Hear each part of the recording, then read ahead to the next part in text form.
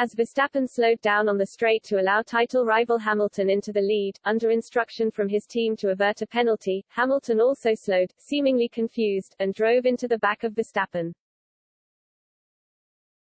Hamilton suffered front wing damage, initially accusing Verstappen of brake testing him, although Horner was confused as to why the Briton had slowed rather than passed his driver.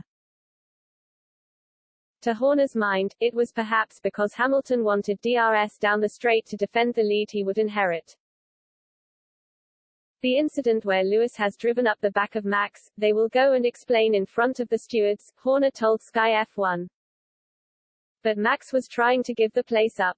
We informed race control we would give the place up and he lifted off. You can hear, I think, Lewis has actually lifted off. I don't know whether he's messing around for the DRS line, but it was clear we were giving the place up. Mercedes, and Hamilton also, complained of not being aware of Red Bull and Verstappen's plan to yield, leading to the confusion and then the collision. But asked about that, Horner again returned to his DRS theory. It's weird though because Lewis is slowing down behind him, it sounds like he's lifted off, so it's like he didn't want to pass him there because of the DRS, said Horner in response to Mercedes' version of events. Very, very frustrating, very annoying.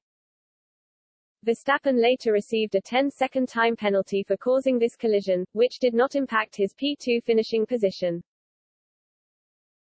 But as well as that incident, Verstappen also received a 5-second time penalty in race for leaving the track and gaining an advantage at turn 1, again in combat with Hamilton over the lead.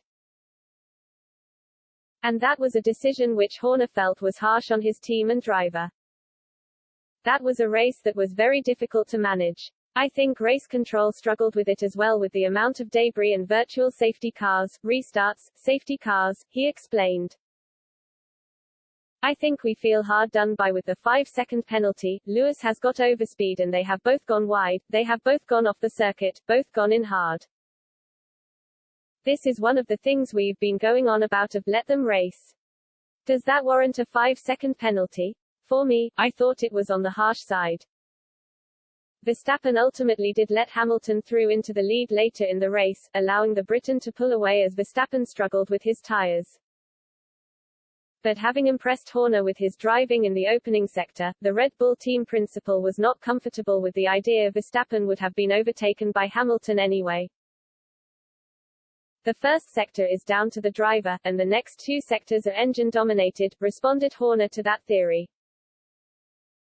So anyone can drive easy down the straight bits, and I think what Max was able to do through the demands of Sector 1 was truly impressive. And it was our only chance of staying ahead, if you look at the difference in performance around the lap. It was remarkable what he was able to do. Mercedes had an amazing car today and I think the reality was they were just that bit quicker. Asked if Verstappen could have held on to the end on his ailing medium tires, Horner replied, "We need to see how much damage we've picked up at the back of the car because it was a big old whack in the diffuser. And then we saw some cuts on the tire in the last 2 or 3 laps so we just wanted to bring it home, not take any risks. There had been enough action up to that point to think it's not worth a puncture.